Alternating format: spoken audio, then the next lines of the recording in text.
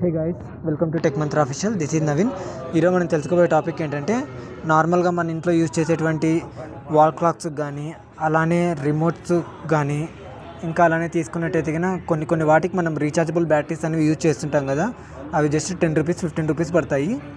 ఒకసారి వాటిలో ఛార్జింగ్ అయిపోయిన తర్వాత మనం వాటిని తీసుకుని బయట పడేస్తుంటాము.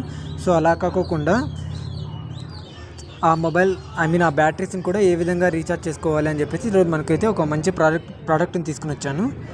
సో దానికోసం ముందుగా మీ మొబైల్లో మీషో ఓపెన్ చేయండి. మీషో ఓపెన్ చేసిన తర్వాత ఇక్కడ సెర్చ్లో రీఛార్జబుల్ బ్యాటరీ అని ఎంటర్ చేసినట్టయితే మీకు ఇలా చూపించడం అనేది జరుగుతుంది.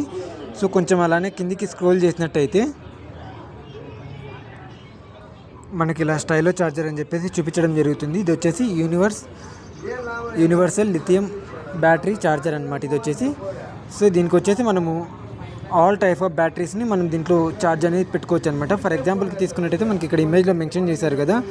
సో ఇలాగా ఏ సైజులో ఉన్నా సరే బ్యాటరీని మనం దీని ద్వారా రీఛార్జ్ చేసుకోవచ్చు అనమాట.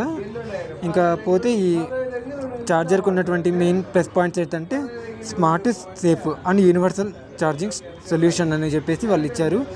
Universal compatible with most lithium బ్యాటరీస్కి. దాని తర్వాత సేఫ్ ఛార్జింగ్ ఇచ్చారు. Smart protection against over charge and short circuit. దాని తర్వాత పోర్టబుల్ డిజైన్ ఇచ్చారు. Light weight and easy to carry. దాని తర్వాత ఎల్ఈడి ఇండికేటర్ కూడా ఇచ్చారనమాట. దీంట్లోనే వాళ్ళు ఇన్బుల్ట్గానే red light while charging, green light when full. అంటే మనం ఛార్జింగ్ పెట్టినప్పుడు red light first of all blink అవుతూ ఉంటుంది. వన్స్ ఒకసారి ఆ ఛార్జింగ్ ఎక్కడం, ఆ బ్యాటరీలోకి ఛార్జింగ్ ఎక్కడం కంప్లీట్ అయిన తర్వాత ఆటోమేటిక్గా గ్రీన్ లైట్ అనేది చూపించడం అనేది జరుగుతుందనమాట. సో దానికి సంబంధించిన ఇమేజెస్ అయితే ఇదైతే కినా మనకి ప్రజెంట్ అయితే కినా 133 రూపీస్కి అవైలబుల్గా ఉంది మీషోలో. సో మనం ఇలాగా రెగ్యులర్గా ఉంటే యూజ్ అండ్ త్రో బ్యాటరీస్ని కాకుండా ఆ యూజ్ అండ్ త్రో బ్యాటరీస్ని కూడా మనము ఈ డివైస్ని యూజ్ చేసి, ఈ ప్రోడక్ట్ని యూజ్ చేసి మనము రీఛార్జబుల్ అనేది చేసుకోవచ్చు అనమాట. రీఛార్జ్ చేసుకున్న తర్వాత మళ్ళీ మనం యూజ్ చేసుకోవచ్చు. మెయిన్గా ఇందులో ఉన్నటువంటి మైనస్ పాయింట్ ఏంటంటే కేవలం మనం ఒక్కసారి ఒక బ్యాటరీని మాత్రమే ఛార్జింగ్ చేసుకోగలము. అదొకటే మైనస్ పాయింట్. కానీ ఇంకా మిగతావన్నీ కూడా plus points.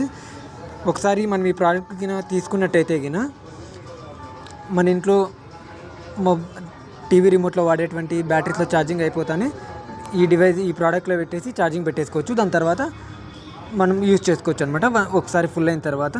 So today video అయితే ఇది. దీనికి సంబంధించిన లింక్ నేను కింద డిస్క్రిప్షన్లో కూడా ఇస్తాను. Thanks for watching. This is